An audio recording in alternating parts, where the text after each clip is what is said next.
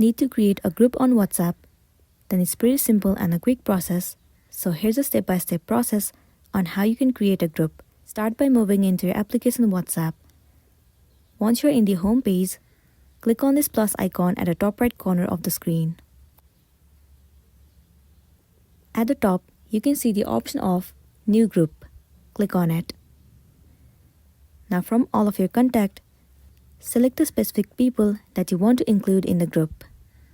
Or else you can also search for it. Tap on this icon. Once you've selected the people, now what you want to do is click on Next at the top right corner. If you want to add the group name, enter it in here.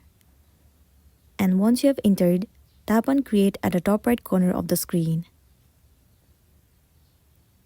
There you go, the group has been created successfully. Now you can send the text to them and they will receive it. So that's the wrap for this video. If it helped you, give it a like and check out our next tutorial.